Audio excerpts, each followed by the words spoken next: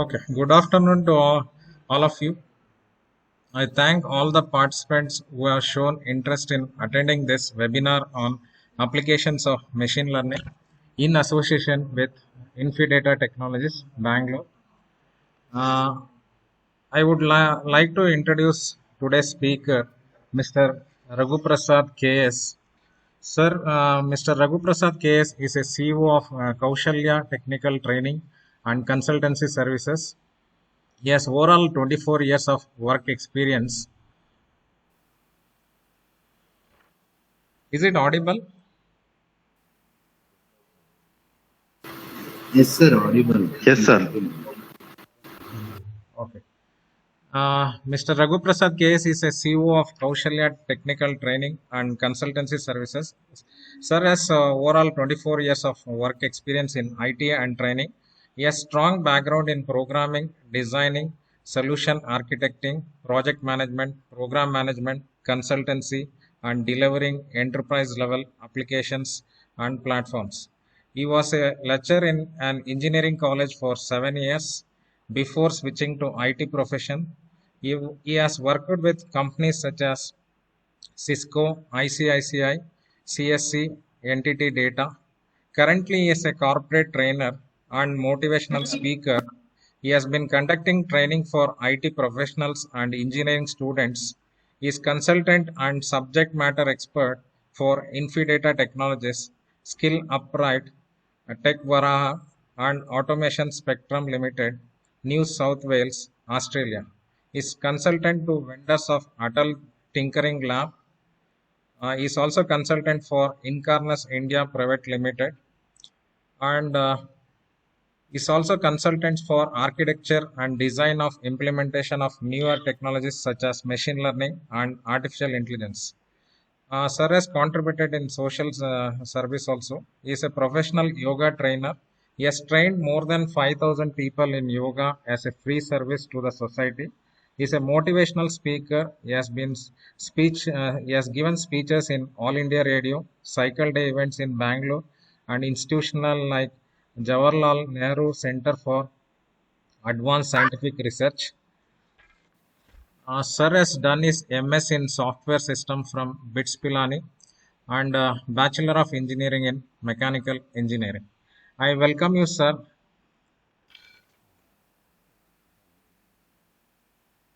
Thank you. Hope you are able to hear me. Sir, I'll give the presenter so you can load your presentation. I think now presenter is with you, sir. Yeah.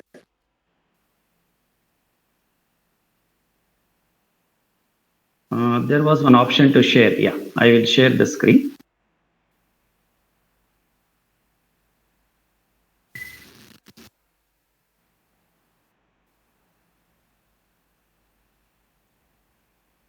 Are you able to see the screen? Yes, sir.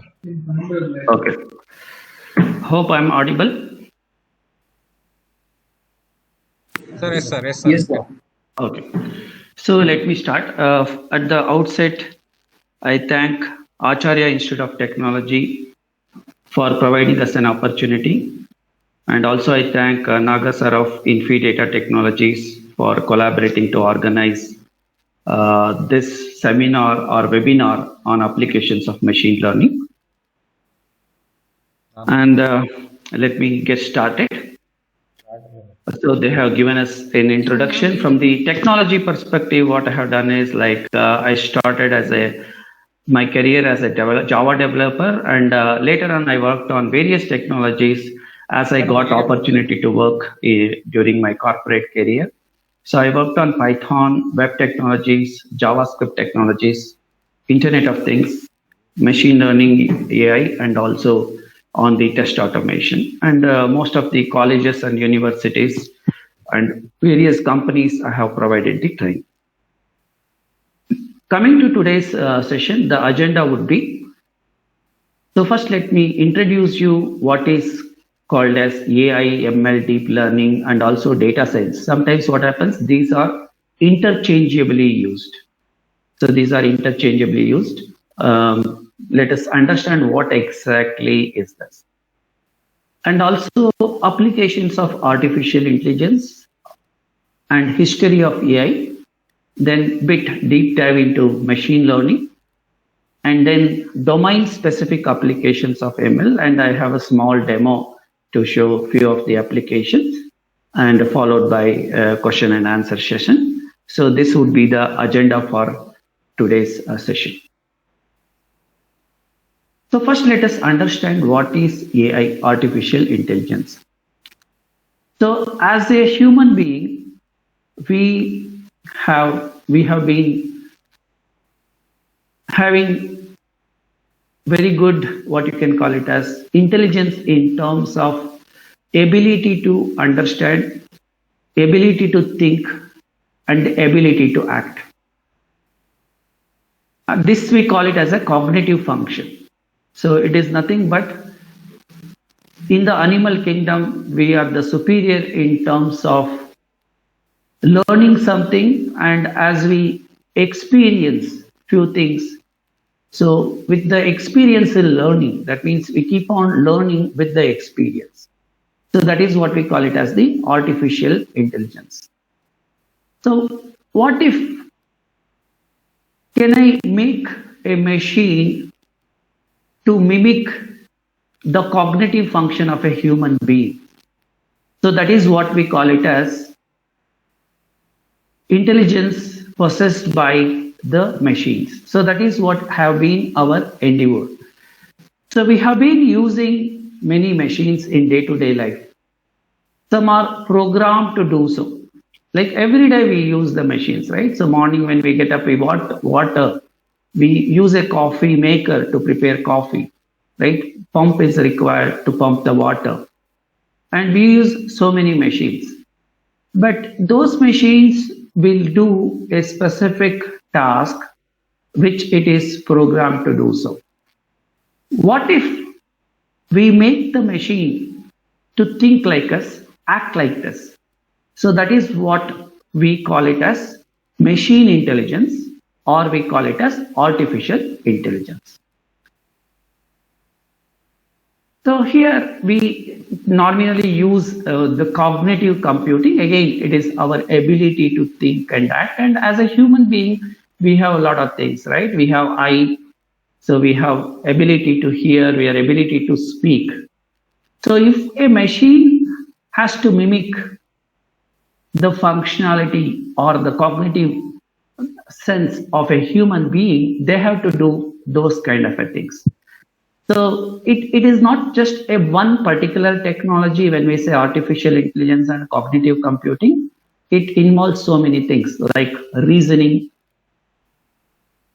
the way we talk in our own language, and also we recognize the speech, we identify the object, and we initiate a dialogue, we understand the things. So those are the things which we want the machine to understand or mimic.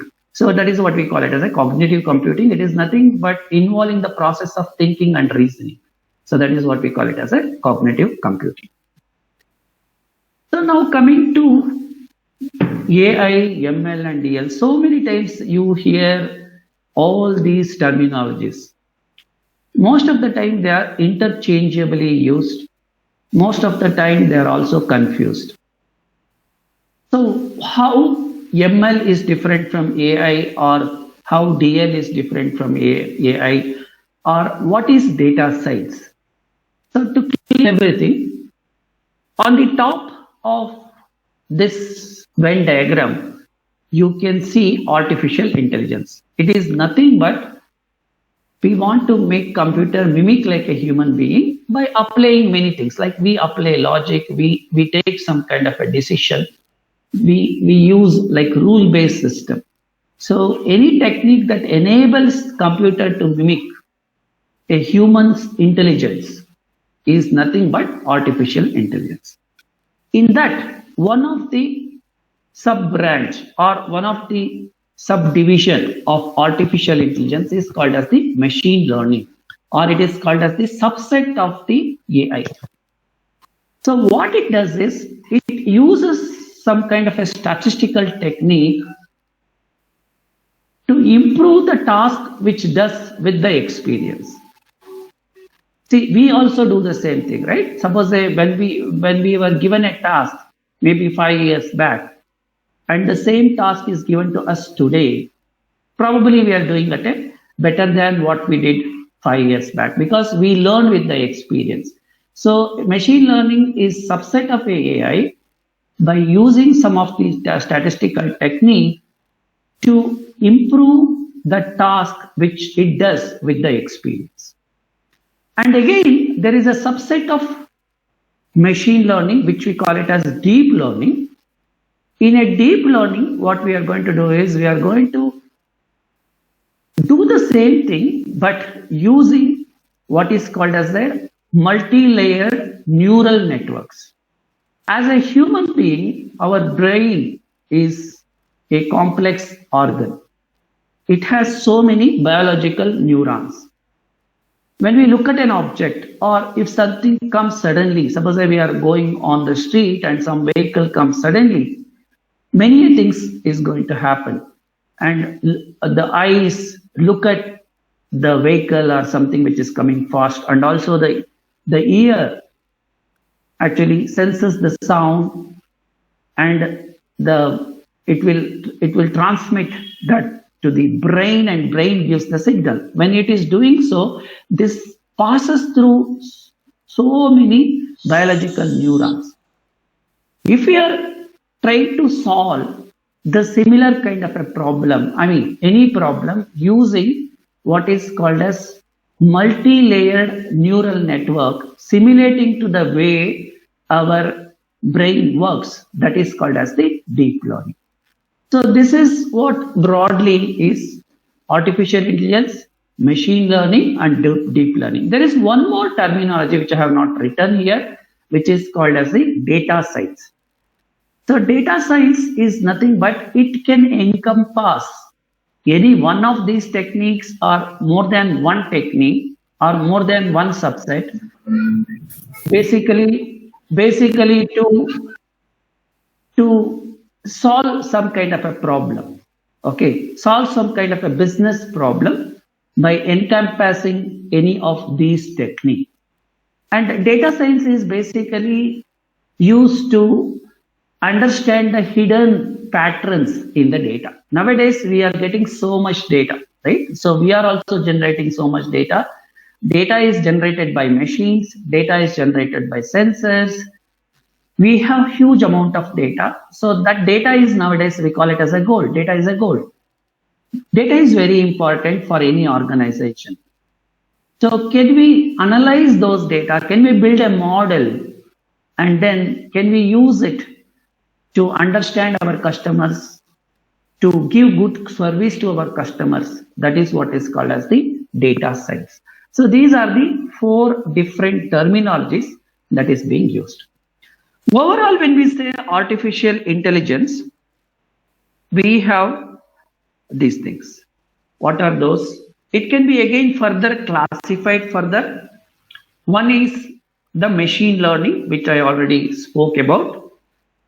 And again, this is further classified as like supervised machine learning, unsupervised machine learning, and then deep learning, which I spoke about. So how a machine can learn? That is the question. How a machine can learn? When I say machine learning, should not be doing any program, or machine is going to understand by itself? No, it is not like that.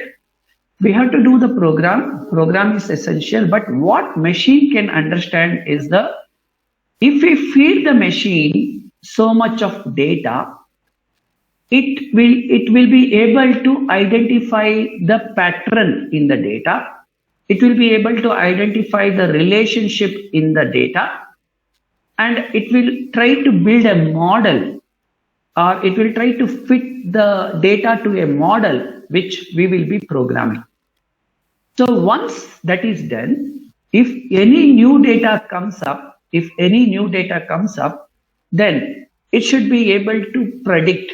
It should be able to predict the new data. To give an example, so as a human being, we did the same thing. Suppose I assume that there is a kid in your house or in your neighbor's house, maybe 2 years, 3 years old. So how do we teach the kid? Suppose initially what we do teach the kid is, we will show some pictures, and once we show the picture, then we will tell what is there in the picture, and then the kid will remember. And when we show some new picture, the kid is going to tell whether this new picture is what. To clear the things, suppose we say A for apple, B for ball, C for cat, we will show this picture.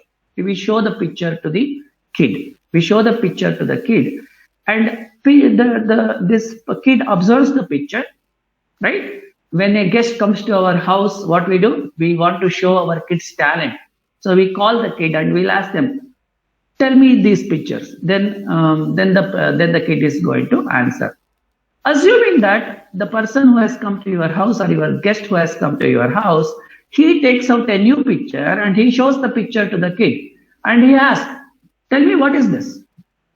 So if it is, suppose if this is a picture of an apple, and if it is able to tell this is an apple, maybe the color may be different or size may be different, that means your kid has learned. This kind of thing we call it as a supervised learning, where there is a supervisor. Who is the supervisor here? The parents are the supervisor. They are able to tell that what is this, and the kid learns. And this kind of data, this is the data we already have. This data we call it as a labeled data. This is a labeled data. Using the labeled data, we'll tell the kid this is what it is, and the kid also knows the input and the output. If we know the input and the output, and the kid understands and tells this, this is what we call it as a supervised machine learning. It is one type of the machine learning. There is another thing called as unsupervised machine learning. Suppose if we take the example of unsupervised machine learning again, suppose your kid might have seen one or two different fruits. Say your relative from a village comes and they brings lot of fruit, and then they put it into a bag or a basket. When they put it into a bag or a basket, then we will ask the kid to identify them. What kid is going to do? Kid does not know what is this fruit, what is this new fruit, but kid maybe have the ability to segregate it based on the color, based on the shape, based on the size, or maybe based on the smell. So that we call it as unsupervised machine learning, because you have not taught the kid what it is, but still it is able to segregate. So that is what we call it as the unsupervised machine learning. So these are the two types of the machine learning what we have. And also there is one more thing called as the reinforced machine learning. There is the reinforced machine learning. What we do is, it is on the go we learn. For example, how do you learn cycling? So how do you learn cycling? Like cycling, how do you learn is, like everything cannot be taught to anyone how to ride a bicycle, how to ride a vehicle, right? Even though you may be training, but you have to act as per the situation. You have to act as per the situation. That is what. So if you act as per the situation, suddenly some vehicle comes, and if the kid going, it applies the brake. Then the parent says, yes, good. This is how you have to do. If the kid does not apply the brake, then parents will shout, no, please apply the brake. You are doing something mistake. So that is what we call it as the reinforced machine learning. So that means if you do something good, you are being rewarded. If you are not doing good, you are being not rewarded. So it will try to learn and it will try to understand. This is how we play chess game, right? So this is what is an example of a reinforced machine learning. And other than that, artificial intelligence has so many other broad classifications. Like we have what is called as NLP, natural language processing. What is natural language? It is nothing but the language which we speak. As a human being, we speak so many languages, right? So now I'm speaking in English, and maybe our mother tongue is Kannada or any other language. We keep on speaking in that particular language. So we have the ability to read and understand this language. What about, can a machine can do this? Can a machine can understand this particular language? Can we type something? Can we say something to the machine? Can the machine understand? Okay, this is what is the ability of the machine to understand and get content extraction. We have a lot of content. So in the net, or we do the lot of tweets. Can it extract the content? Can it classify the data? Can it do some kind of a question answering, like a chatbot kind of a thing? Or translating, machine translation, automatically translate from one language to another language? Or as we speak, can it generate a text or things like that? That we call it as a natural language processing. And another important thing is the vision. Important thing is a vision. So image recognition is very important. And also video, when we see the video, can we recognize? So everyone nowadays has so many cameras in our house, in your campuses, offices, and they say, no, camera is watching you. So with that, can we make some sense of it? Okay, suppose some thieves enters your house. Can we understand someone is coming, and can we alert a system? Can we alert someone so that they can identify, yes, this is the thief, and can we do some kind of a thing? So that is what we call it as image recognition. And also we call it as a machine vision. As the human being has the vision, this is called as the machine vision. And another type of intelligence is speech to text and text to speech. If you go to Google, like it can do, like you speak, it is convert into text. And also if you type text, it will convert into speak. And another area of artificial intelligence with industry 4.0 is the robotics. So robotics, bit of things it has so many sensors and all these technologies are actually consolidating, and things like Internet of Things and all, and artificial intelligence, machine learning, data analytics. So basically they are all synchronized together to solve some kind of a problem. So this is what is broadly artificial intelligence. And so in order to depict the same, so with that we can have a lot of application that can be built on the artificial intelligence, and like machine translation, social network analysis, because nowadays people talk more in the social media, right? Suppose somebody has bought a product, and we want to, this some product is good or bad. If it is good, they will tell you good something. If it is bad, they take up to social media, right? And what the company which has manufactured that product has to do, it has to understand, it has to analyze, right? Because some people are talking, and this is going to, like, if some people are talking bad about something, that will be transmitted like anything, like a fire, right? So companies wants to know, like, what people are talking about their services, their product. Is there any good opinion about us, bad opinion about us? And also nowadays you have a lot of video and audio analytics. So a lot of things comes into the AI. And what are all the different kinds of applications that can be built? So final aim is to build a product which is an AI. In that you may use MI as part of it, or you can use deep learning, which is subset of a MI. So many times people are talking about like self-driving car, right? So the self-driving car is one of the, when it comes to automotive and when it comes to mobility, people are talking about the self-driving car. So the Google has this car called as Waymo, and also Tesla is also building cars where it is a self-driven car, and it has so many things. Here, many technologies, convergence of many technologies like sensors, imaging, and then like applying the data analytics. So many things comes into picture, right? So finally, it is its ability to identify an object and ability to drive safely. That is where the world is working towards it, but it's really not so easy. Even the advanced countries, in the countries like US or Europe, there also this is a challenge, and it would be a further challenge in India where traffic is very haphazard. But still, a lot of research is going on where they are having LiDAR. So it's on the top of it, LiDAR, so many sensors, it is 360-degree vision, and it is trying to identify all the objects from whichever the area, whichever the direction it comes from, and accordingly it will basically direct the various parts of the vehicle to act accordingly. And Google has built in so many products. Hope everyone is using Gmail, right? So Gmail, if you observe Gmail properly, it also has machine learning in it.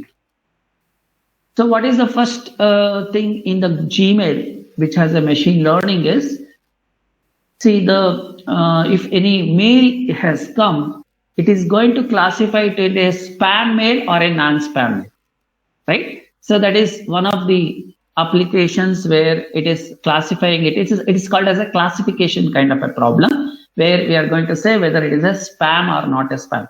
How do you define? Can we put a rule to define whether it is a spam or not a spam? So spam is like suddenly you get a mail saying that, oh, you got a lottery. So somewhere it will come from some African countries, and they say you get a lottery and this is your account, money will be credited to this account and all.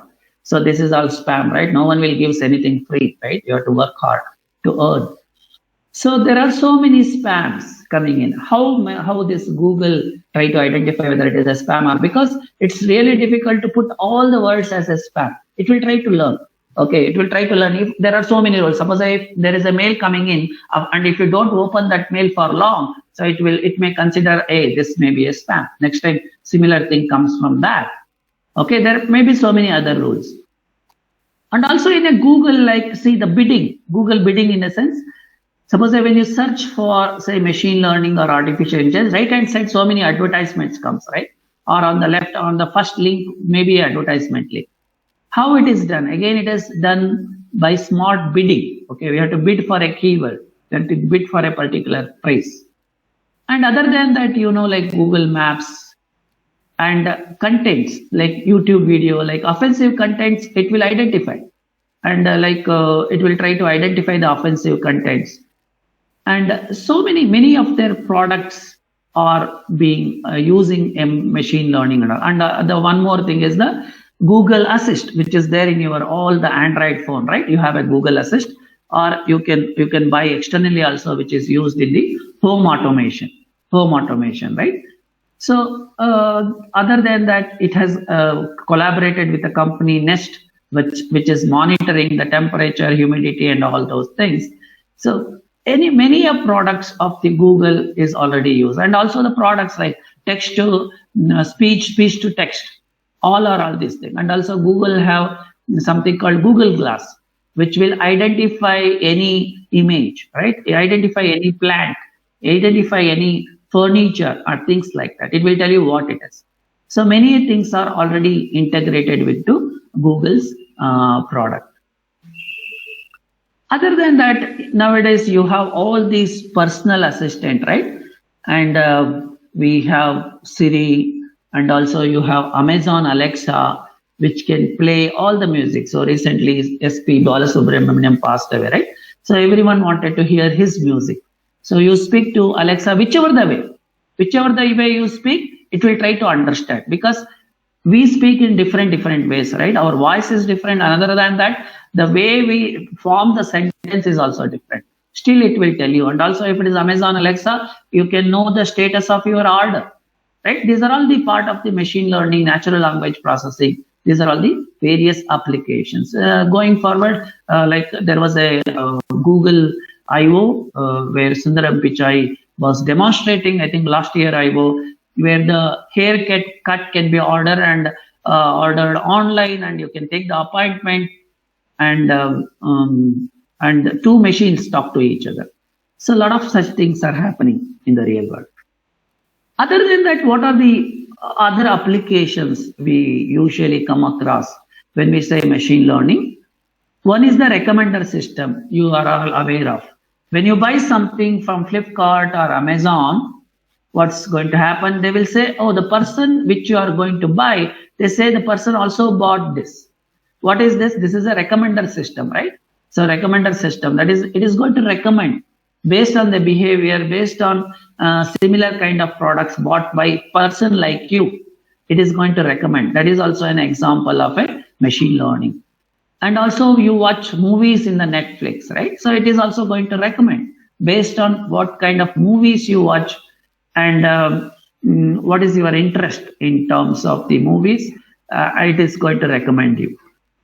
So like this, there are so many such examples. So the famous example of the object detection is in Facebook, right? So you need not to tag your friend. So what will happen? So suddenly so nowadays it's very easy, right? So suppose you bunk a class and then you tell your professor or lecturer, sir, I am not there. I was not keeping well. Suddenly when your Facebook post comes up where you are tagged. Okay, you are tagged and your photo is identified somewhere you have gone to watch a movie, right? So this is where the face recognition, and also other than that object recognition. See, it will try to identify the objects, whether it is a road, whether it's a car, or whether it's a tree. So a lot of examples, traffic can be monitored, controlled using all these things. So this is what is the face and object detection. Other than this, nowadays, COVID, right? COVID, most of the, if you have observed during the COVID, still we are in. Many, suppose you are having a laptop or you are having a mobile phone and there is some problem in that. When you go to a support team, and most of the people, they are also like us, right? They may not be, most of them, they are not going to their regular call center. So they have reduced the number of employees in the call center because they cannot maybe travel. And your question may be answered by a bot, or there is a chat bot, right? So your question may be answered by the chat bot. So like the way we talk, similarly, it will talk with you. And again, it will try to learn. It is trying to learn from you. Suppose if it makes a wrong kind of a, what you can call it as, it is not able to get the answer for you. It is trying to see all the other conversations and the saved conversation. It will try to pick probably the correct answer or most appropriate answer. So this is being essentially used in the medical industry where you have a healthcare chatbot. And is AI is new? No, it is not so. So it started long back. 1956 or so. And it has gone through the various stages.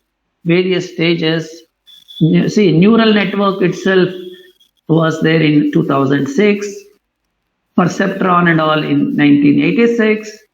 So many things were there. But why now? Why it is important now? This is because of the two things. What are those two things? One is the availability of the huge data. Now we have so much data, right? So now as I am speaking to you, I am also generating a data, right? So the video is recorded. So this is a data which is being generated, and later on we are going to put it into YouTube, or your college is going to post somewhere, right? So this data we are generating, and we are all generating data every day, right? Suppose we send a mail, we answer, we submit some. Now all are electronic record. Nowadays with Corona, it's all electronic. And also the machines generating the data, right? The sensors. In a smart city projects, you must have seen like a lot of data coming in from the machine sensors. So because of the availability of huge data, and also because of the improvement in the computing power. So there is a lot of improvement in the computing power, right? Suppose if you bought a laptop 4 years back, but much better laptop today you will get at a lower price. Right, much better laptop you will get at a lower price because of the computing power, improvement in the computing technology, and also nowadays availability of the cloud. See, earlier you want to host something, you want to explore something, you want to experiment something, it was not so easy, right? So now like cloud, something you can do, much of the thing you can do free also. Cloud is freely available. If you want to explore, you want to experiment, you can do that. So because of that, this particular technology has evolved, and the people also slowly getting adopted to these technologies, right? They want to use these technologies. They want to explore. They want to see what is going to happen. So here also, like because of the COVID earlier, people were apprehensive about going online, teachers, professors, everyone was like much, not maybe much comfortable earlier, but now everyone is learning, right? We want to use this technology. So the first big thing came up in 1997 when the IBM Deep Blue computer, which has beat the human chess champion. Similarly, there was another game called AlphaGo, which is similar to chess, and I think that's being played in South Korea or some country, and there also it has beat the best champion in that. And then came Apple Siri and all Google products, all Facebook. Everyone is trying to now adopt to this technology. That is how the AI history has evolved. So, is it a reality or is it a fiction? If you look at the AI in the news, you can see every day technology in the news. Hopefully, you people are reading the news somewhere, either in the net or maybe physical paper. You can see this is being adopted in various industries or various domains. For example, if you take the automobile, so there is a news about sensor-based anti-crash devices, which is being developed for KSRTC. And what is this it is going to do is they have installed some kind of a camera, some kind of a thing in the cabin of the bus driver. And it is going to identify whether the bus driver is sleeping during the night or maybe during the daytime also. It's very hazardous for the people who are traveling, right? So what it is going to do is it's going to detect the face and the eye movement of the driver. So it analyzes the facial expression like eye closure, abnormal blink frequency, and head jerk, or he yawns. Okay, then it will try to send the alert to the driver. And also it is also trying to identify if in a distance, if there is some obstacle coming up, it tries to reduce the speed. So like this kind of a system is already being implemented. They are using in the highways to try out and then see how these kind of technologies can be adopted. It is not a fiction now, it is a reality, and they got the award also for that. And I will tell you like one more story about this. So nowadays everyone is having a camera in your house. Camera in the sense I'm talking about the home automation. So where you can get like MI camera for around $3,000. I also have one in my house. So what was the use case for me? Like I have so many students coming in. I wanted to see whether what they are doing and things like that, and whether someone has entered the hall or not. Just to see whether someone is entering, it will automatically detect any person coming in. You can have a chat with them, right? Voice this thing. So same thing happened in for a person who is staying near Manyata Tech Park, and is a retired civil engineer, and he has a house near Manyata Tech Park, and he went to US, and his house, no one was there here in India, and he installed this smart camera, and suddenly at about 3:30 a.m. and he got an alert in his mobile phone while he was in US, and it has alerted someone is entering his house. So it using the ultraviolet, it tried to identify the person intruder, and it alerts, and he alerted his neighbor, and neighbor alerted the police, and they took away the thieves. So you see how the technology can be used. The technology can be used to solve this kind of a problem. So this is now becoming a reality. This is not a fiction. Okay. So this is how we can be using the technology. So this is the first part of the presentation where I wanted to introduce you to what is called as the AI, ML, and what are the broad applications that could be used. So just to recap, so now with this we understood there is broadly everything is part of AI, and we classify further as ML and deep learning the way we use it. and also you use what is called as a data science, which can work with any of the layers, and it's something more than this. Okay, and also we understood now what kind of broad applications that can be done, or what kind of things can be done when we are using the AI. Okay, so now after this, let me take a pause for 2 minutes, and then let me go to the next what you can call it as the presentation, which is where I am talking going bit deep into the ML. After that, I will demonstrate you a few things. Okay.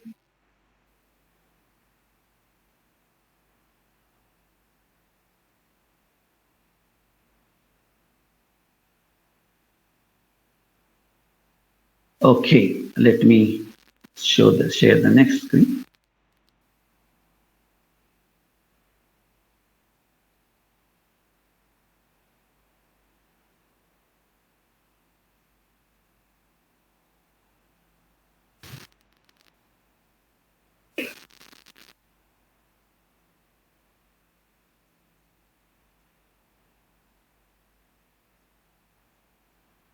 So in this presentation, I would be taking you, like, if I want to develop a machine learning application or data science applications, what are the steps involved in that, and where machine learning came into the part of data science. So just I am moving to the data science part, which I have described it. So what is data science? It is nothing but it is a multidisciplinary field that uses some kind of a scientific method, processes, algorithms, and system to extract the knowledge and the insight from the data. Okay, so as I told you, now we have huge data. Now industry or the business want to understand the data, analyze the data, and see whether can we do something about this particular data, can we improve the quality of service, can we reduce the cost, and things like that, right? So that is where this data science comes into picture. And one of the part of the data science, here you can see algorithms. So this is part of the machine learning. So here sometimes we also use data mining and big data and all. So basically it is nothing but huge set of data which we want to analyze. And here again, we need the powerful hardware system, good programming language to do all those things. Basically, we want to solve a problem. So because the technology is there, that's why I want to explore. It's not like that. We basically want to solve some kind of a problem business is facing, and that is where we come to this. Now, as I talked about the data, there is a change in the way the data we are getting. Earlier, the data was mostly structured in nature. What is the meaning of structured data? Most of the data we are storing like in a table, in a database. It is coming structured in the sense, suppose you want to call what you can call it as a call center. So you call a call center and you tell what are the problems. So they are going to save it into a database. Or there is a form, web-based call center where you put the details and then they will respond to it. The data is structured, is stored in a database. But what if like chatbot kind of a thing, where you are so much data is there? How can you store those kind of a data? So that is morely unstructured data, right? So nowadays unstructured data coming from the servers, server logs, or maybe coming from the user sensors, the data coming from the charts, the data coming from the tweets, right? Data coming from the blogs, right? A lot of data which is unstructured data. There is a lot of growth in the unstructured data. So that is where the challenge comes in. So it needs a different kind of attention, different kind of things, challenges it poses to store the unstructured data. So now you can see the most of the data nowadays, what we have is the unstructured data compared to the structured data. See, this much is the structured data and this much is the unstructured data. So around 80% of the data is unstructured data. So how do we process those data? How do we understand? How do we analyze this data? What are the steps involved in doing this? Okay, so that is where the machine learning is one of the part of this entire process. So let us try to understand this. Earlier, when we try to do the data, earlier also we were getting the data, but how we were doing that? We were using some analytical tools to do that. But now, because of the huge volume of the data and the variety of the data, variety means the data may come as audio, video, data may come as an image, right? The variety is different. So that is where we cannot use the earlier tools, analytical tools to get the insight. We were getting the insight from using the analytical tools, but now we may have to go for the modeling and different kind of things for that. So data is generated from where? From differential sources like financial logs or say stock trading. I was working with one of the project where we were trying to analyze the stock. Right? Data was coming like anything. Every 2 seconds, every 3 seconds, so much trading data was coming in. And the multimedia, I already spoke about it, and then the sensors and the instruments. Right? So we need to analyze the data in a different way. So there is a structured data, there is a semi-structured data. Most of the data, semi-structured data, unstructured data. Semi-structured data could be like your Excel sheet, or maybe JSON, Java, or script object notation, all those things, right? So there are different kinds of data we have to process this. So in order to process this, and in order to understand this, understand the data can coming from various domains, various industry. Maybe it related to travel industry, maybe it is related to marketing, maybe it is related to healthcare, or any kind of a sales, or like financial data, like credit claims kind of a data, insurance, or social media, right? So much of data is coming in. And can we use this machine learning to solve some of the problems? What are the problems? Typically, the challenges. Let me take one problem. Suppose there is something called customer churn. What is a customer churn? See, this is, if you see here, second, marketing customer churn. Suppose now I'm a Airtel user, and now because of the portability, I can move from Airtel to Vodafone or something, Reliance or something else. So company want to know why these people are moving from my service to another service. So that is called as the customer churn. Can I use some kind of a statistical tools to solve this kind of a problem, or to at least to know based on the behavior of a customer, oh, there is a possibility this guy may shift, or is there any problem in the service I provide? And also there is something called predicting the lifetime value of a customer. How long this customer can be there with me, right? And can I sell some other products? Suppose if you say like insurance, a bank has its own insurance. It wants to sell the insurance, that we call it as the cross-selling. Upselling means suppose you put some fixed deposit in this, and they will tell, no, we have a market. You can also invest money in trades and stock, because they're all monitoring your transactions. They are all monitoring, and suddenly someone will call. They won't call everyone, right? So they won't call everyone. They will see based on your balance and the transaction what they do. So it can be used across the industry. And second thing is, a lot of fraud is happening in the claims and insurance. Suppose if there is an accident in a vehicle, if only some people are there, and suddenly they say, oh, I also met with an accident, I want to get the claim, and there are some people who are all not there, things like that. And also there is a lot of fraud happening banking sector and things like that. Can we use some kind of algorithm, or can we just analyze what is the probability the customer is going to pay back the loan and things like that? So healthcare is very important, like where the technology will be adopted in the healthcare industry, because it's required, right? So it is where many of the people, all of us, because we should have a good health. So that is the key important for everyone. That too, during Corona and all, it's very important. So we can apply this to various domains. Now let us see what is the life cycle of a project which involves a machine learning. It is part of, as I told you, it is part of a data science project. Suppose let us take the example of a customer churn. So one telecom company hires you as a data scientist and they will ask you, look, there is a problem in our business. Many people are going away from my company and they are shifting to another company. I want your help. I want your help. Okay, that is what they come. So then this is a business problem. See, anything starts with a business problem.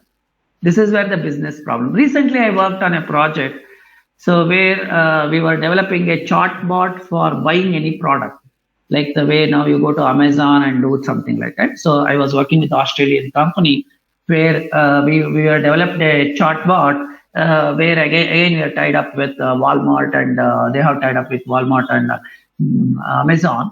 And based on the chart, it is going to get you the product, and then you can buy those kind of a product. So here the thing is the business problem. It all starts with the business problem. So coming back to the same business problem. So as a data scientist, they hired you to identify the customer is moving from my company. What is that can I do? So then what he does, he sits as a data scientist, you sit with his business team, operations team, try to identify how can you say that customer has gone? Give me the data.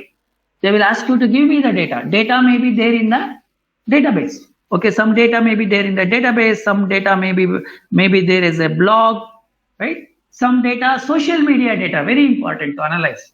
Suppose somebody has speaking something wrong about or something negative about this particular thing when he started speaking, and he wants to know like, oh, some more people, where and all he forwarded, things like that. So first is to collect the data. First thing is to collect the data, right? So first is once the business problem is defined, you sit with them, understand the process, understand the flow, and then try to get the data. Once you get the data from the different sources, then you have to collate the data.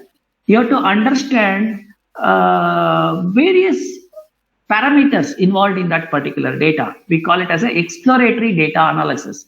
So we want to analyze the data. So to understand a similar kind of a problem, or maybe we may have to sometimes get the competitor data also. Maybe because of this particular plan by company X, okay, there is a customer churn. Okay, maybe you have to get whether this customer has gone to some other, suppose all your data, if you have registered for NDNC, don't call registry. Mobile, there is something called don't call registry. It is developed by for Ministry of Telecommunication. Actually, I was also part of that particular project. So where around India's around 1/5 population data is there, because you don't want to get a call, right? So there is something called do not call registry. So I was working with National Informatics Center and we developed that particular project. So we will get that particular data. They will share the data. So you get the data, try to understand various things. And also in that step, what it involves, you have to clean the data, you have to cleanse the data, right? You have to take out the duplicate data. Then you try to analyze the data, try to pictorially represent the data, try to use some mathematical models to pictorially represent the data. So that is what is the second step. That is what is called as the exploratory data analysis. Once it is done, then we have to apply the algorithms. This is where the machine learning algorithms or any other algorithms comes into picture.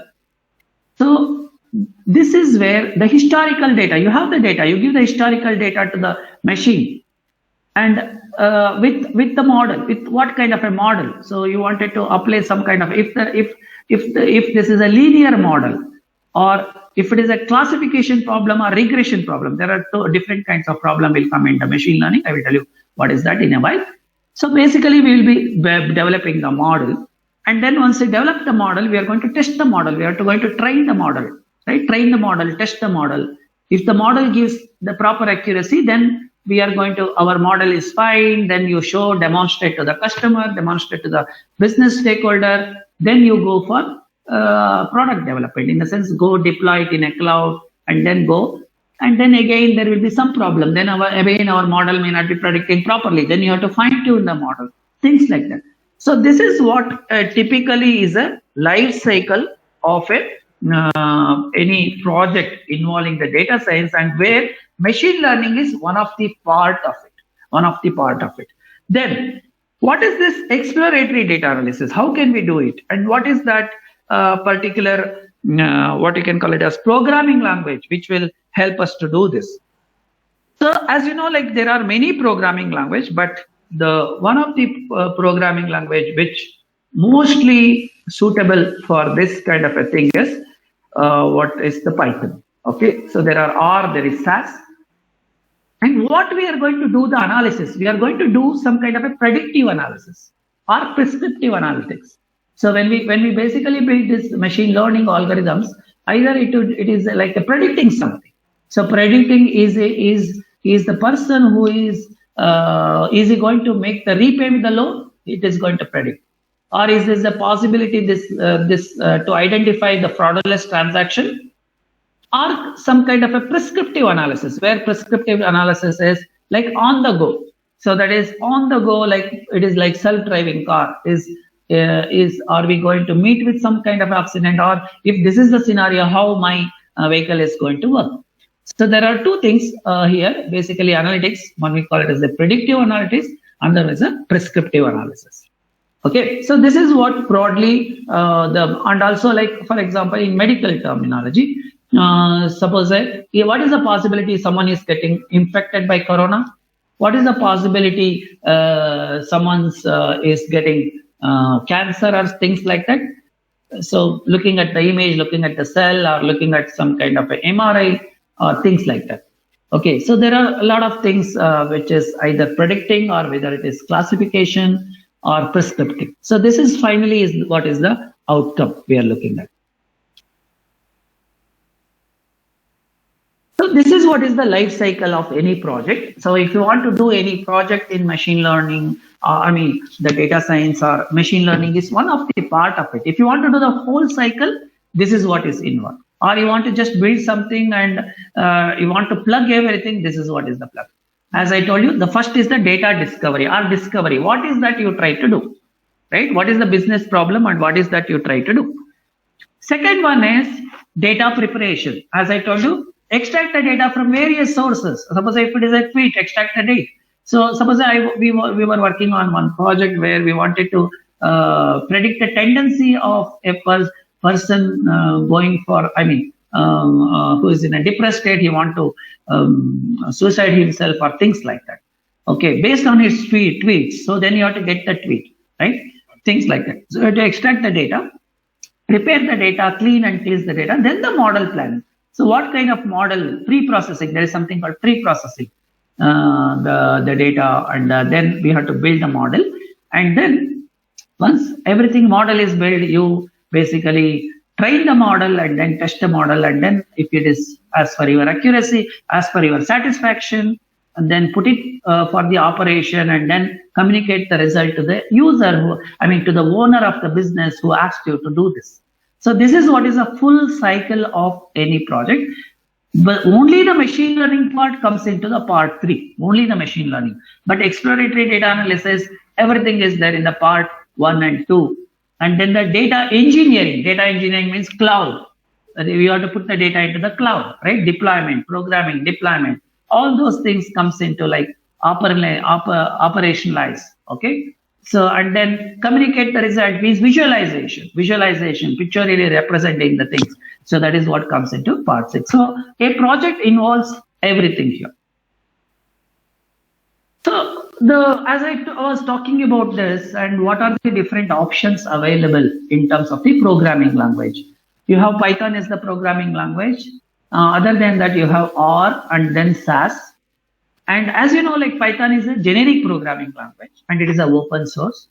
The second thing is, as it is open source, it is not controlled by a company or anything. People started contributing to Python.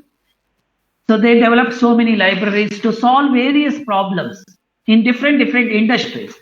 So there is no, it is not like there is no industry where this data science or machine learning or artificial intelligence cannot be applied. It is required for all the industries. So as and when people started developing a library, contributing to it, you need not to restart. I mean, you need not to start a project from a scratch, in the sense you already have some code or some algorithm being written by someone. You have to make use of it first. If nothing is there, maybe you have to do some data scientist. That's what he has to come. Maybe he want to come up with his own algorithm or fine tune or tweak the algorithm. Otherwise, most of them are already there. You have to apply those algorithms. So from that perspective, Python is good. Like, it is free, flexible, powerful, open source. And because of the simple syntax, easy to read, and it cuts the development time. And you can do this data manipulation, whatever I was talking about, data manipulation, analysis, data visualization. So all those things can be done. Okay, so all those things can be done. And it has powerful libraries for machine learning, artificial intelligence, and things like that. So it has very good thing. So from that perspective, Python become more popular, even though it started at the same time of Java. But now, because of, as I told you, because of the huge data, because of the computing power, right? So now this is the time for this, to use this particular language to solve the problem. And when we say machine learning, what are the things we need to know? What are the things we need to learn? The first is the Python itself. So you should know Python. You should know clearly the data structures or higher order data types, list, dictionaries. So let me just ask a quick question here. How many of you know Python? I think already most of you know Python. If you know Python, can you please just type yes? I think most of you may be knowing, or already it is part of your syllabus or curriculum, right?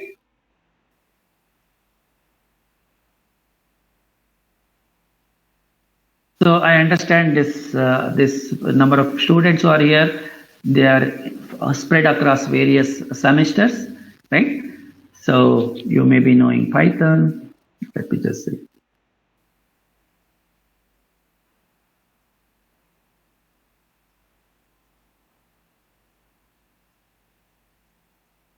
Okay, fine. So this is very important.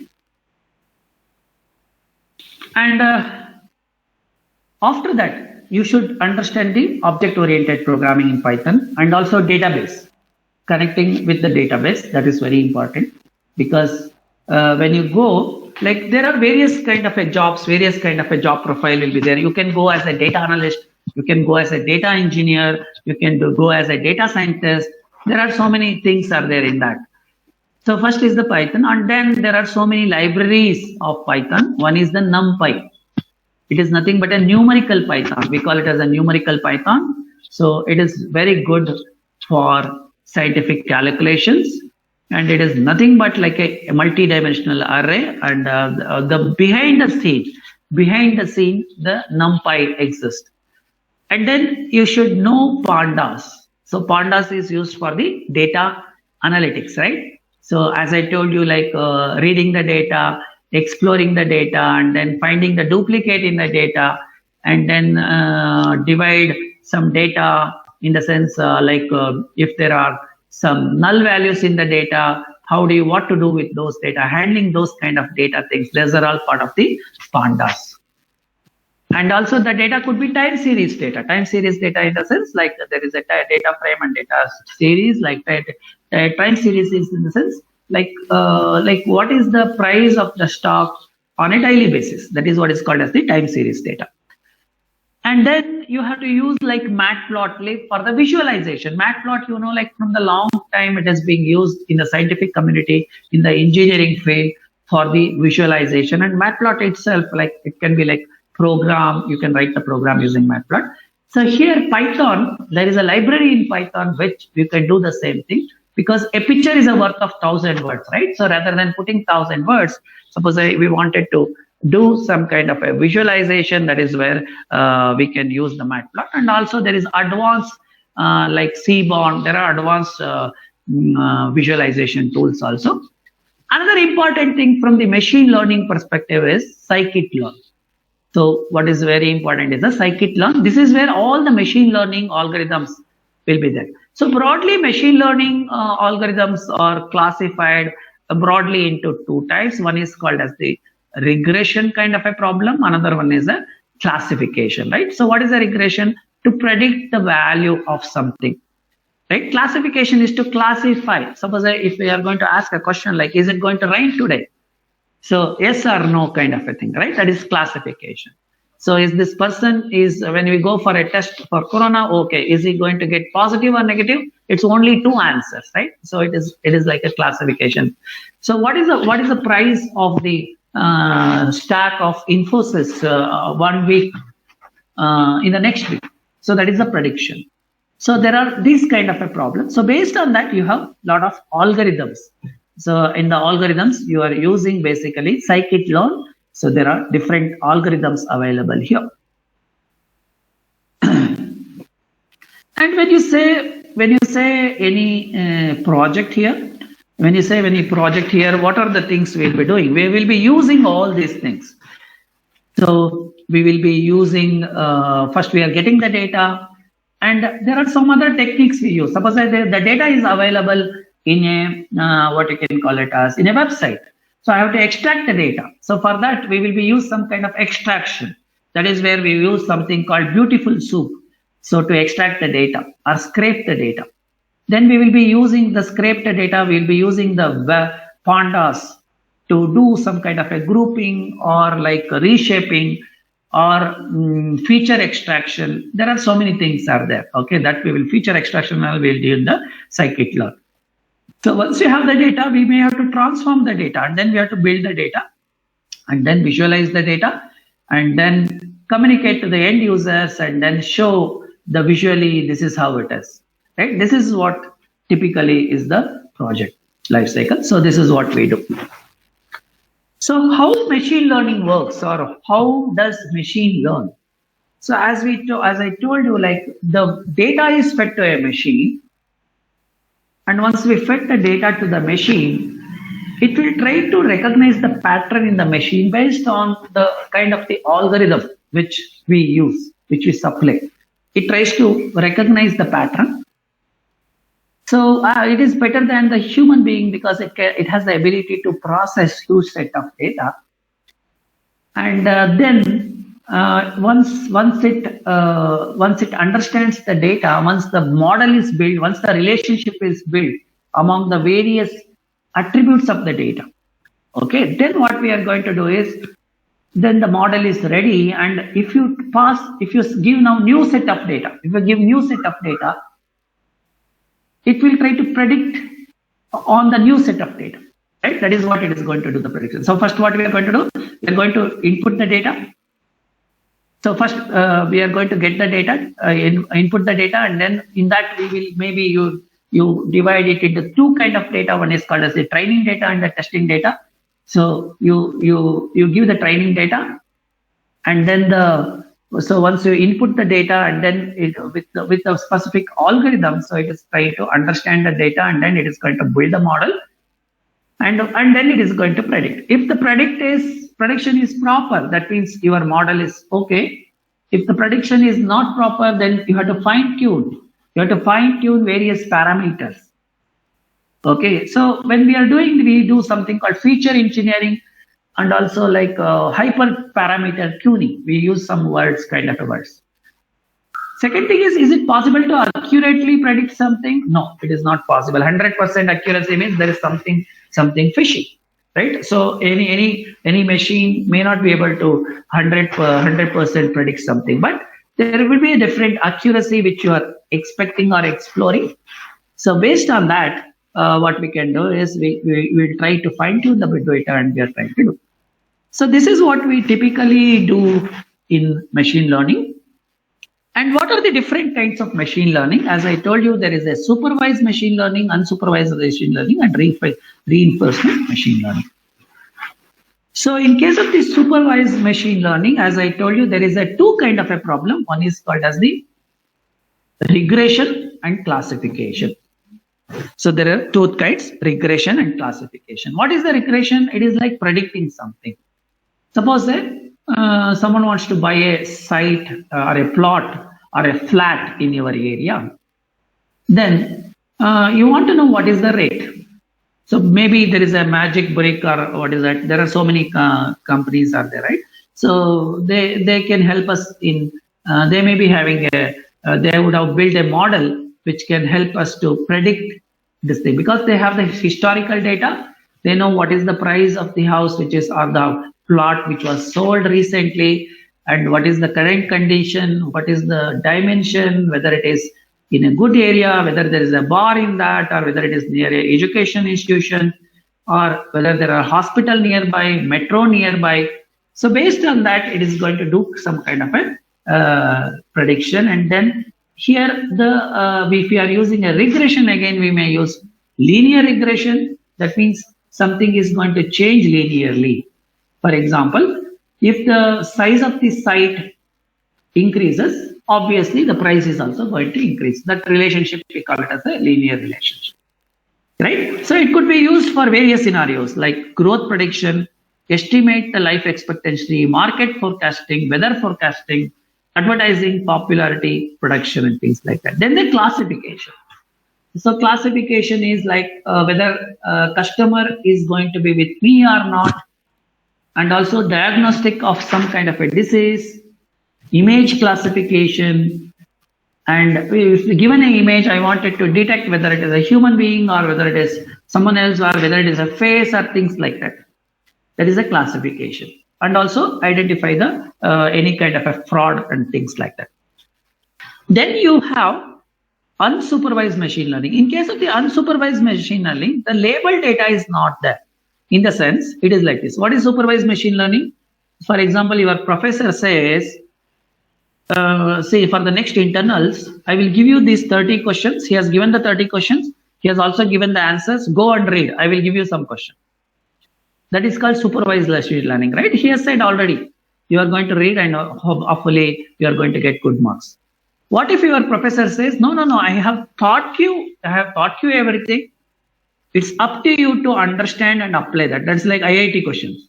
Okay, so even if you give open book also, it may not be able to solve those kind of a problem, right? So that is where you actually have to apply. That means here what is going to happen is, so we do not know really like what kind of questions are going to come. So there is no labeled data here. Okay, those kind of things are, we call it as an unsupervised machine learning. So in there we use some kind of a clustering. Clustering is grouping. Suppose a company wants to launch a new product and it wants to take a survey. What kind of customer is going to buy it? In the survey, you cannot pinpoint this customer is going to buy, but I can say this type of customer, staying in city or staying in urban area or in a rural area with this background or with this age may buy it. That means you are going to group them. That is called customer segmentation. So those kind of a problem you can solve using what is called as the unsupervised machine learning.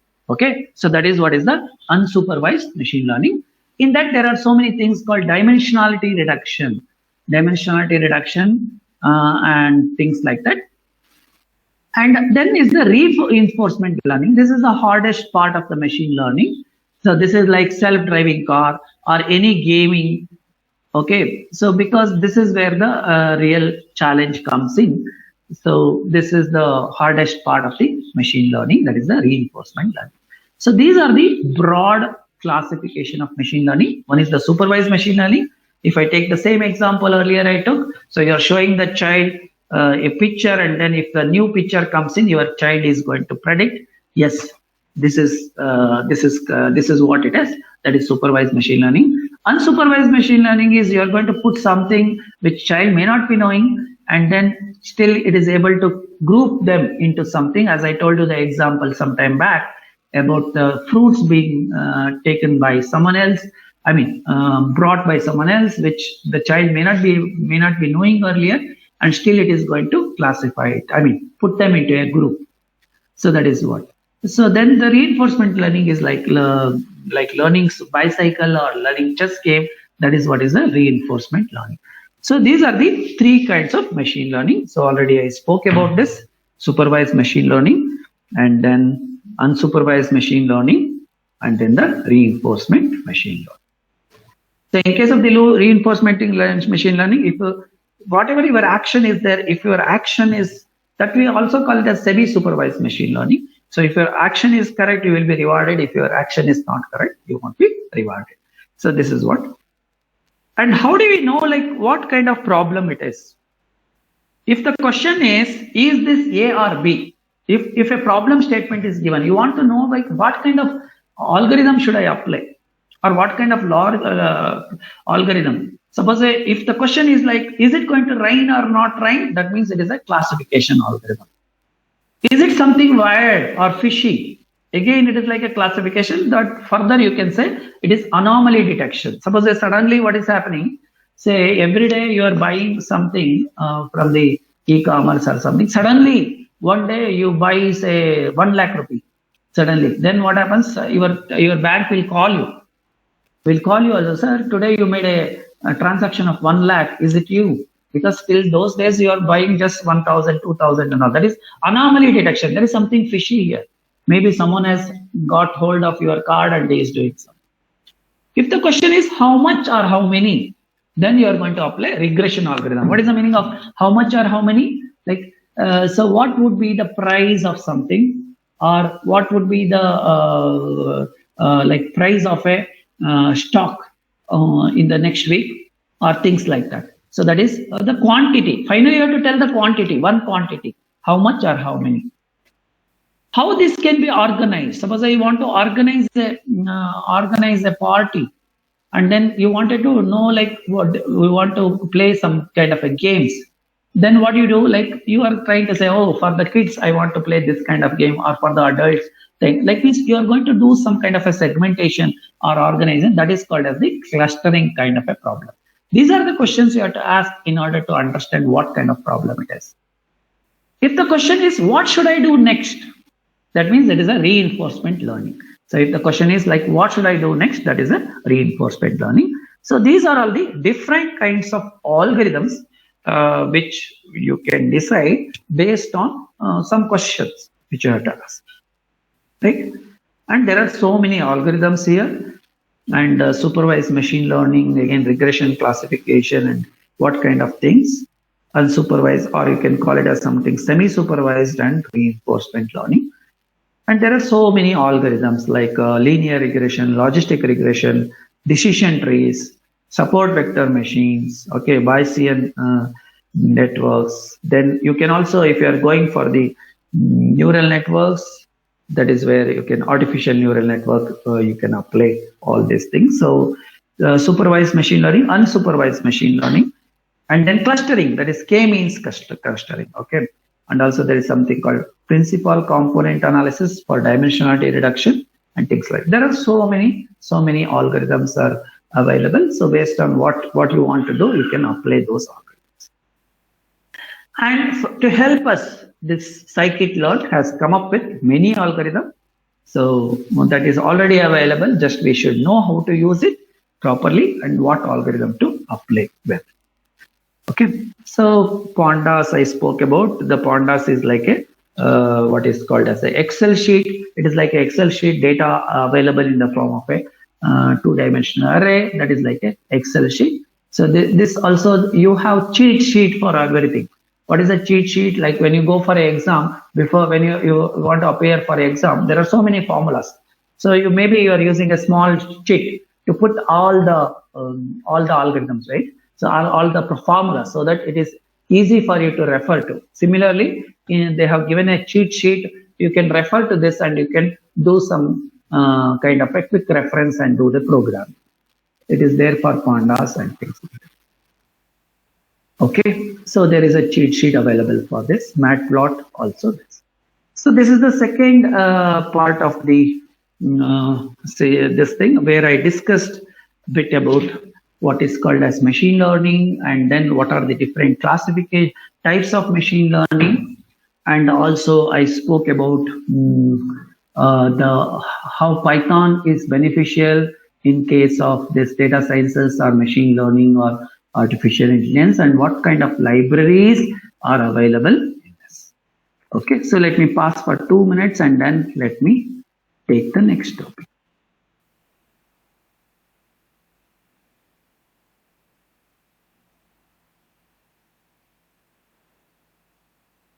Okay, so many of you already know Python. Good.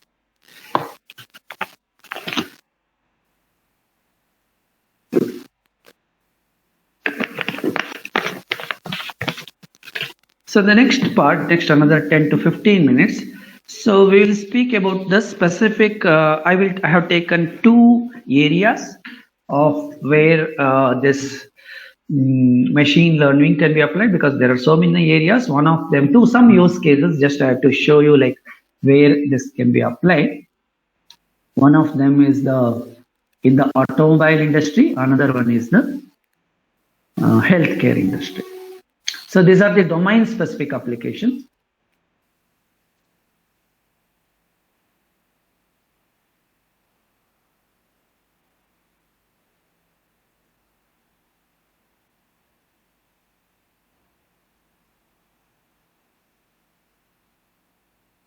So these are all the domain specific applications. Let us see.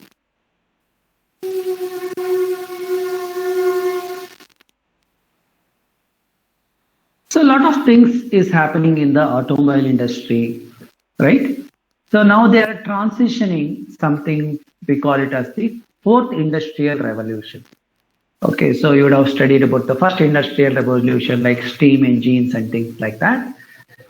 And now with COVID and all, so they want to use different technologies, like what? Internet of Things, advanced analytics in terms of AI and ML, and then automation, robotics, and also advanced engineering, that is 3D printing, and there is something called nanoparticles.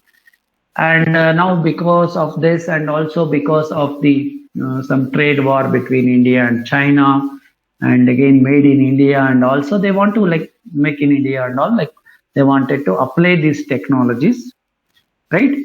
So what kind of use cases are there in the automobile industry? One of, he said, like self-driving car, right? Self-driving car, and there is something called telematics. So what is telematics? Okay, I will, this telematics is, so nowadays, if you have like a bit high-end cars, there is already so many sensors in the high-end cars.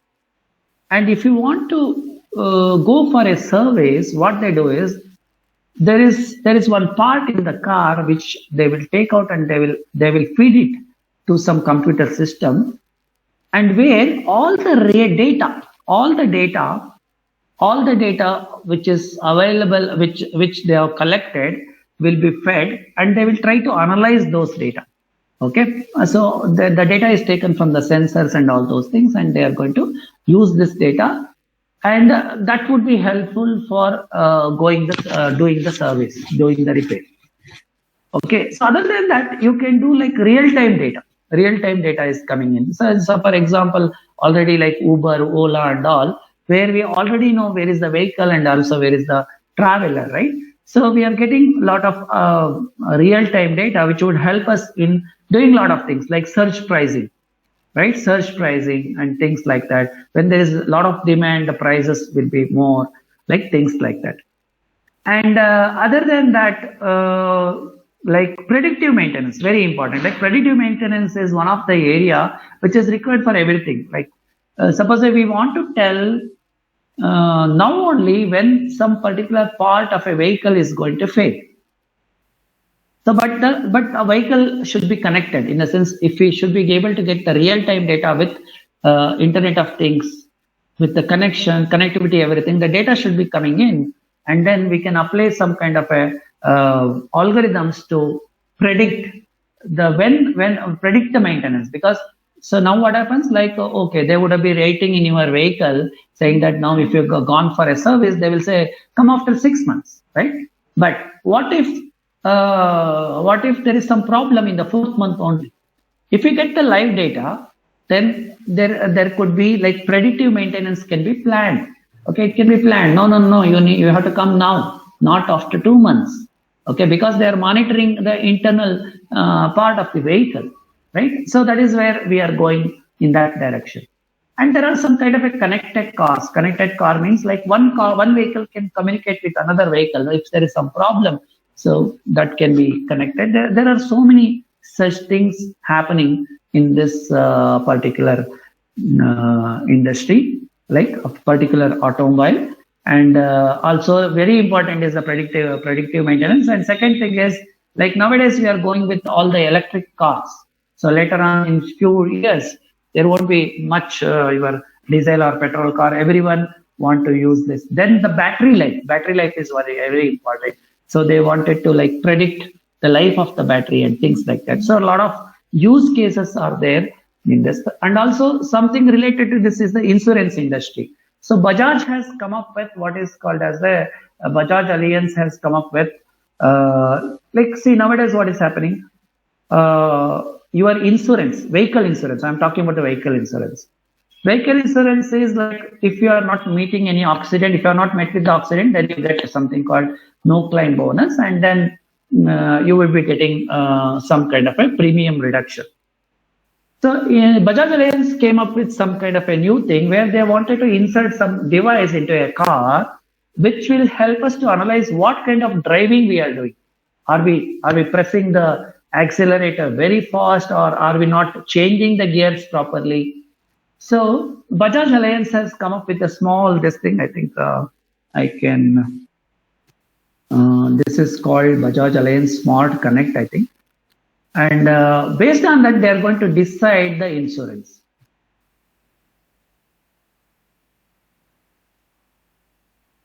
I think it is Bajaj.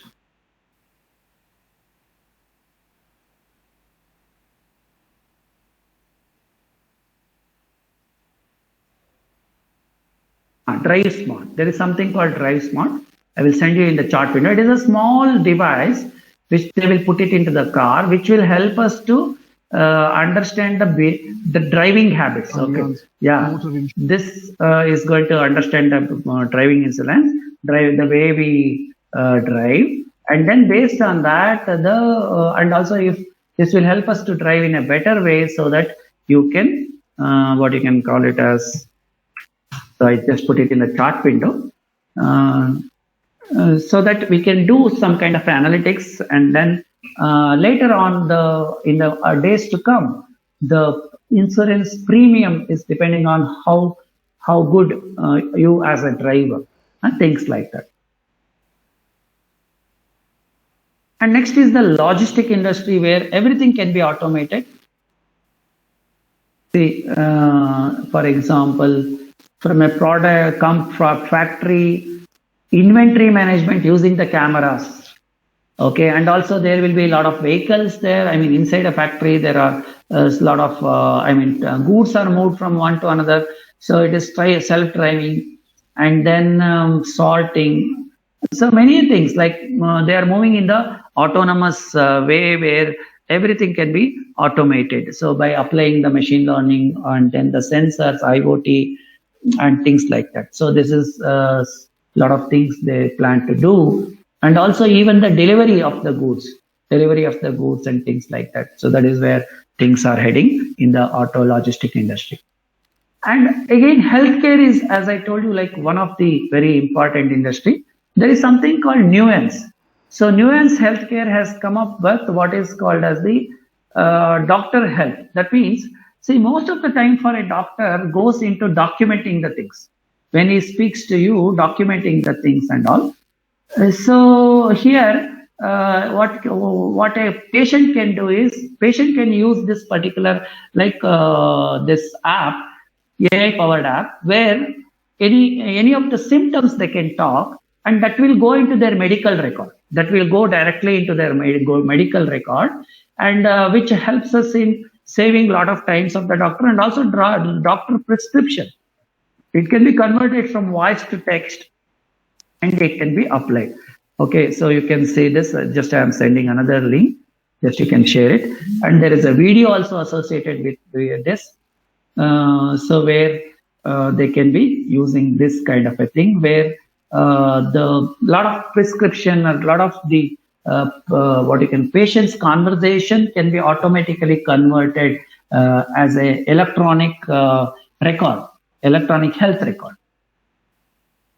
And another area is like the diagnostic in terms of analysis of the MRIs and things like that, which will take a lot of time for the doctor also, but it cannot replace a doctor, but it can help or assist a doctor. So artificial intelligence in the medical diagnosis. And another one is like most of the wearables now, the recent Apple wearable, which will monitor most of your vital health parameters.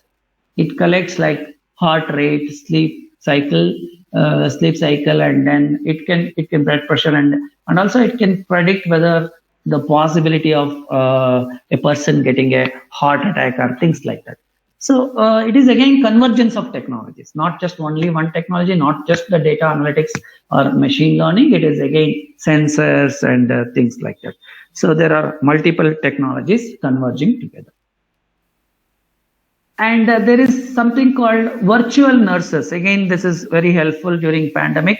Suppose there's some patients are there where the medical attention is required. See, elderly people, medical attention is required, right? So they're going to put so many things like many sensors they're going to put. They will see whether the patient, he goes out goes out to what you can call it as a restroom, whether he comes back in the time or whether he falls, and things like whether he's taken the medicine right time or not. It is like virtual nurses. So again, it is like a chatbot with the voice.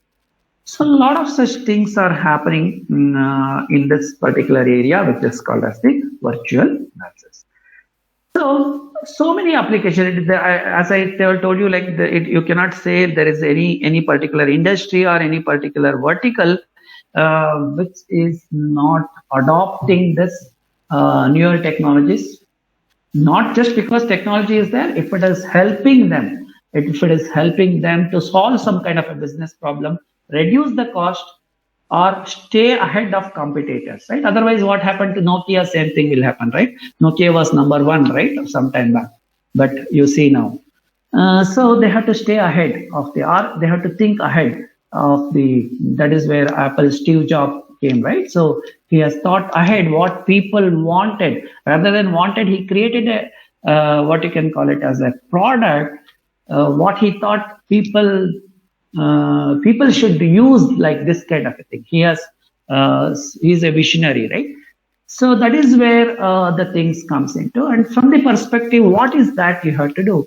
There is a lot of things to learn, but your career path should be like you should start with learning the Python, and then machine learning, and then once you want to solve much larger problem, you have to get into deep learning. And if you want to interface with hardware, then Internet of Things, and then cloud computing, because you have to deploy your application, right? So you wanted to do all these things. So these are the career paths. Okay, these are the career paths.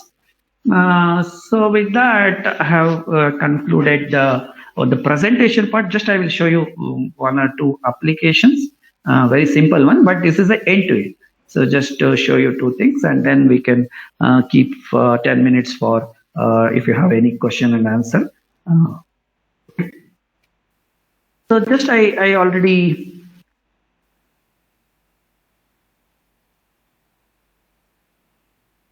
So just I am opening a Jupyter notebook. This is the regression kind of a problem. Just to quickly go through the regression kind of a problem. Very simple. Like here, the area and price is given. If area of a plot and the price of the plot is given, this is the data. This is the label data, right? Area is also there. Price is there. So what is this? This is in a town in New Jersey, and this is a sample data. What we wanted to do is we want to predict if some area is given, and I want to know what is the price of it. This is a linear regression problem, right? So this is what is a linear regression. So this is where first you have the data, and then you have to, it is where linear algebra comes into picture. Y is equal to mx plus c. And what is that we are trying to do is we are trying to get the best fit line. We are trying to get the best fit line, right? So that means these are the various points.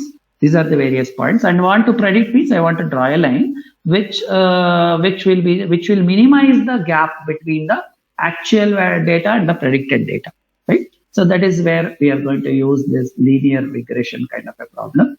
So which is y is equal to mx plus c. And if you, from the programming perspective, like we have to use pandas, numpy, scikit-learn, and this data is there in a CSV file. I'm trying to read the data, and then once you read the data, you have to what you have to do. You have to see what is the dependent variable, independent variable, right? So what are the so here the price is the dependent variable. What is the independent variable? Area. So it is nothing but just applying applying an algorithm. First you have to plot it, and then you are going to apply the algorithm. What is the algorithm you are applying? Linear model. You are going to use the linear regression and then fit, and then see the accuracy. Accuracy of this model is 95%, and then I want to predict this. So this is a simple linear regression which we can use, right? This is a simple linear. Similarly, if I want to do the end-to-end, out of this I wanted to do the end-to-end. Like suppose I got all these things. Now I want to develop I want to deploy it. Let us say I want to develop a user interface for this. So how can I do it? Here it involves two or three technologies. One is you have to build a model. Second one is you have to build a user interface. Third one is that model what you build, you have to convert into a file. Okay. See here, in order to demonstrate this, I have developed this using a Flask. So Python Flask, where the backend programming is there, and I have run the backend program. And in the front end, same thing is there. We collected so much data, real data. I will show you what is that also. So if now as an end user, he cannot come to your Python somewhere and he cannot do, no? So we have to do it end to end. We have to do it end to end. Suppose here I say area is 1000 square feet, bedroom is 2, and what is the price? Okay, so it is going to calculate the price and things like that. So it is going to estimate the price. Suppose if it is 2000 bedroom, 2000, I think you will get 3. So if I want to estimate something, then it is going to estimate the value, right? So this is what it is. So here, see, the request has come, and you can put this into a cloud. You can put it into Heroku or any cloud, and you can demonstrate this. So here, what model we are building, backend programming model is done. Okay, model is done in the backend programming. Just let me show you this.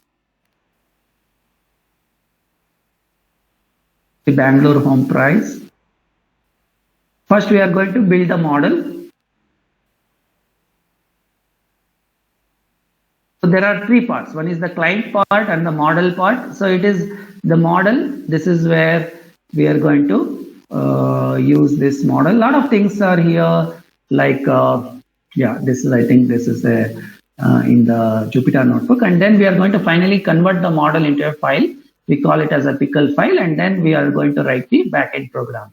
So this is the backend program where we are going to get the request, and then we are going to analyze this. So if you want to do a end-to-end programming, means you should be knowing the front end. You should know like HTML, CSS, JavaScript, and then the backend, like the model again, pandas, numpy, and then your machine learning algorithm, and also for the server side, like Python Flask. If you are using a Python, you can use a Flask, and then you have to make a request and do like this. This is one kind of a simple application where you can predict the same price, rate, and here you have the data. So we have collected the data from the Kaggle. So this is the Kaggle data. It is not. I mean, we have a lot of data here. Let me show you the data.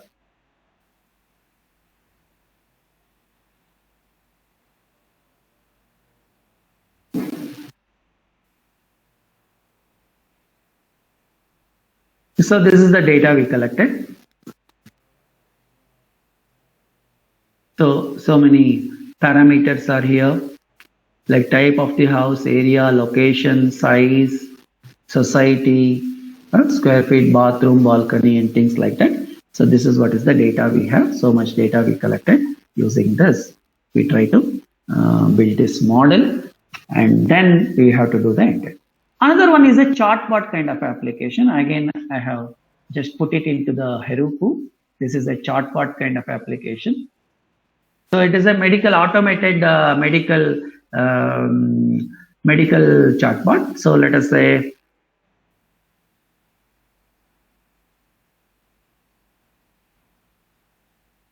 I run this.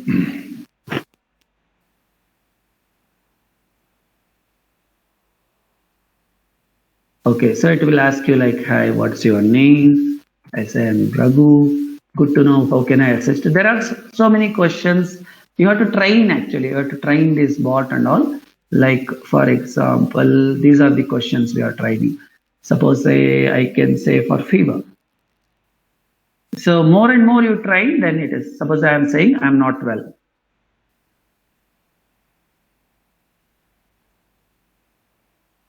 Okay, then it say, okay, can you tell me what is wrong? What's the symptom? So just let me say my body temperature it has raised. This is a chart pot. Okay. Oh, this is a symptom of fever. Should I take the? You can put this. My body temperature has raised in a different way. Once you train the model, it will try to understand this. Okay. And then this is the okay. You have to take. This is a symptom of a fever, and you have to take this tablet. So we can develop this for Corona, COVID also, like to just to check the symptoms and to potentially tell them whether you have a positive or anything. Yeah, things like that. So you can develop a chart part of it. So there are plenty of possibilities. You can do many things just to show you the things. Okay, so with that, I have come to the conclusion, and let me just tell you. So today, just I spoke about from last around 60 plus 50, around 90 minutes or so, more than that, around 110 minutes. Just I wanted to tell you about the machine learning and its application and what are the broad areas of machine learning, I mean AI, and how the different things in AI, and what is data science, what is the life cycle of a project, and then what kind of things you can do. So finally there is plenty of opportunities in this. So you can do once you do the any end-to-end project, you will learn everything. Like even cloud deployment, you will learn. Okay, you can do the front-end development, and you can come to know the modeling, right? So all those things.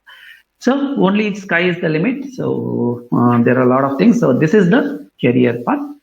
So with that, thank you all. So again, I would like to thank Acharya College Information Science Department for providing me an opportunity to interact with you people.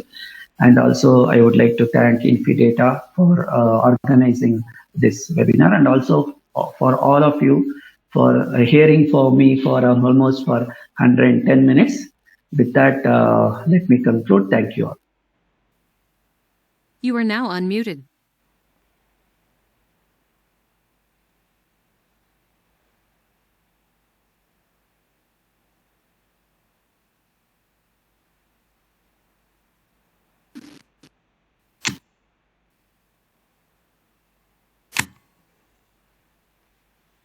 I take You are this now muted. You are now unmuted.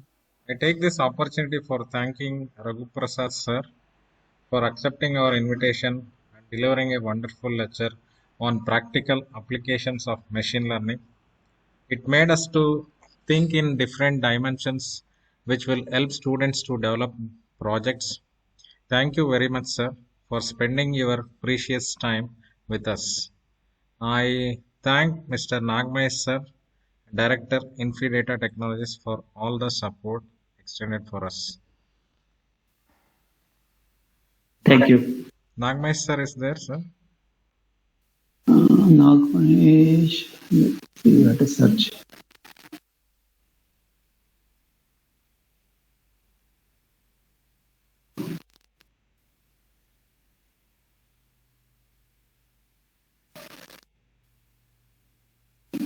Let me just check 1 minute. Nagmesh, sir, is there.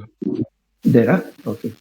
Sir, can you talk few words?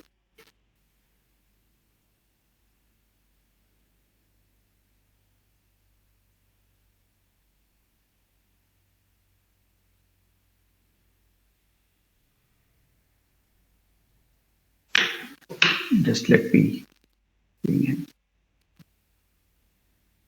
You are now muted. Hello sir ಮಾತಾಡ್ತೀರಾ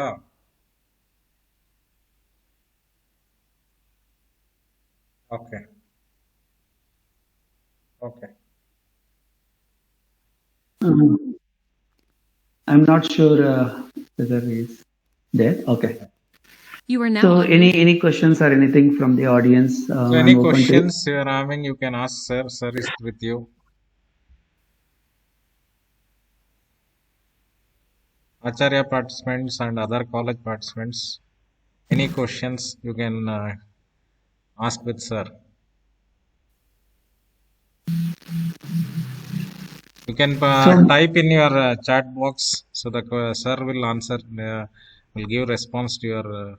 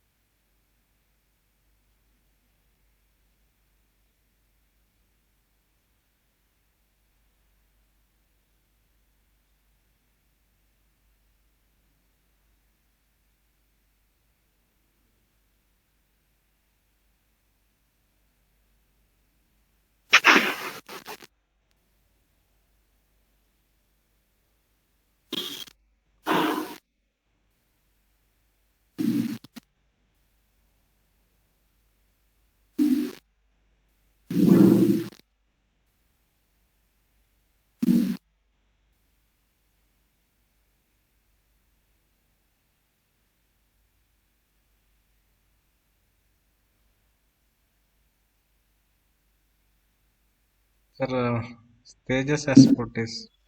yeah. So we use social media or even Google for our benefits, and they are using it for other purposes that are out of our consent.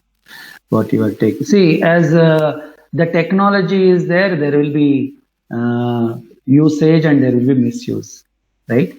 So, to the broader benefit of everyone, technology is an enabler, but it should be used in a proper sense. Like you have watched the Chitty the Robo, right? So, technology can be used for good and it can be used for the bad. So a lot of things like once we put the data in the social media and people are trying to misuse. If you upload the picture and also they're trying to misuse. Again, there should be regulation from the government. There should be regulation, and yeah, it takes a while. So, but technology should go on, right? See, now with the help of technology, now commuting, see, so easy, right? Suppose now bounce so easy. If you have to go to your college, like people are using bounce. So technology should be used in a proper way, and there should be a control in the sense like it should be used in a proper sense. Yes, thanks, guys. Hope I answered your question.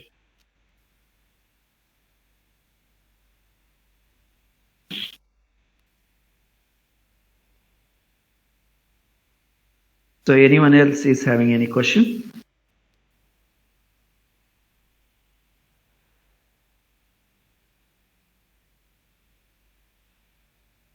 Okay, appreciate your feedback. Hope you enjoyed today's session. Hope it was useful for you. So I think you can start your journey. Already you are into it. Yeah, you can ask Tejas. Yeah.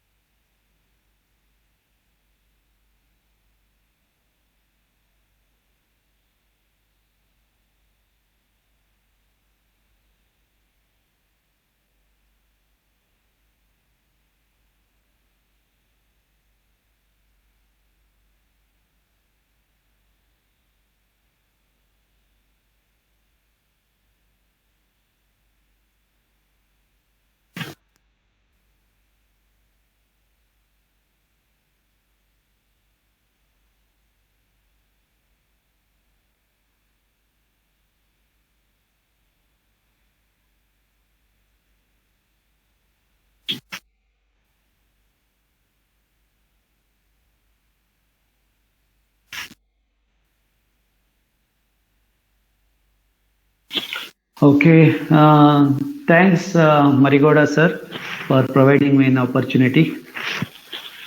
On behalf of Naga Mahesh also, I thank the department, HOD and Yogesh sir and all the faculties who attended and all the students. Tejas, he is asking, you said about the learning path, how should we do approach it, sir? Textbooks or courses? See now, actually, lot of things are available in the net.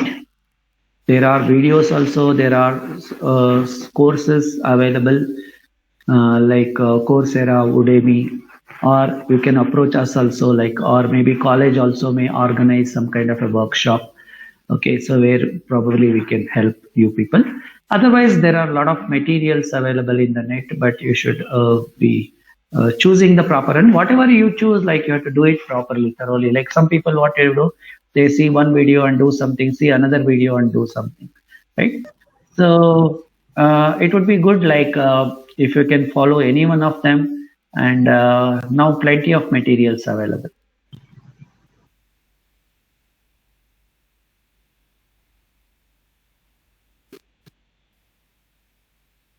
Hope I answered your question.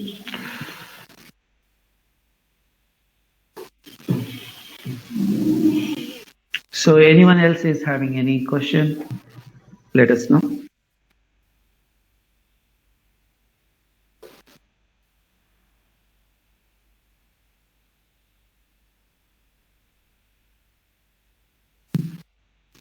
Good evening, sir. Marigoda here. Yes, sir. You are now Thank you muted. so much, sir, for taking 2 hours long session for our students on machine learning applications.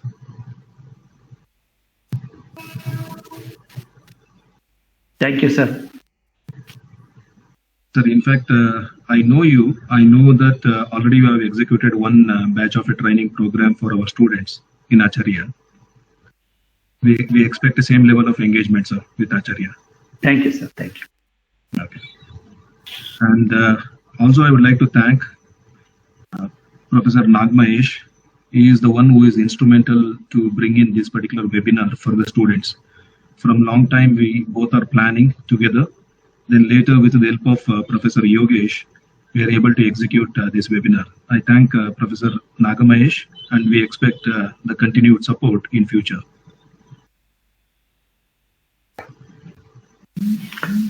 Thanks, sir. I think Nagamesh sir may not be here, but I thank, I will convey this to Nagamesh sir, and hopefully, yes, we will continue, sir.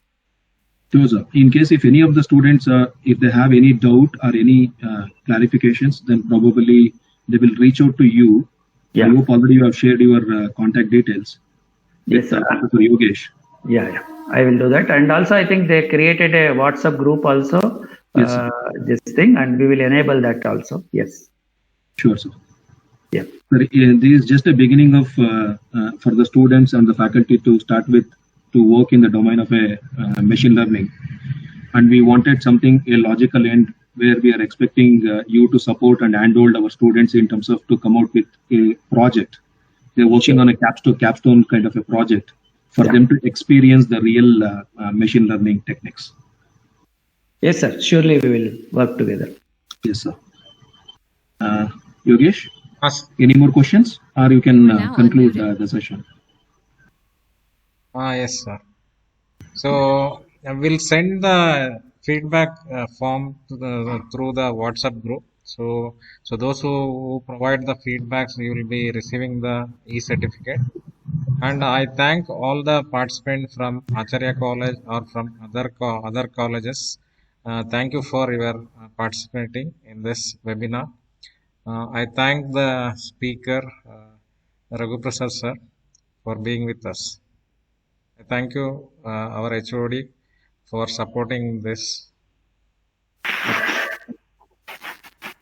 Thank you all. Thanks. Yeah. Thanks. Bye. See you next.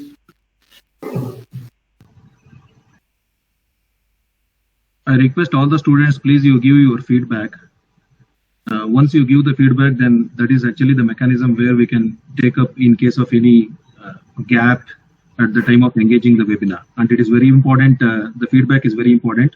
the speaker will also get to know that what is the level of understanding of the student. For the benefit of the speaker, for the benefit of you in future, how to engage, go ahead with the series of a webinar. And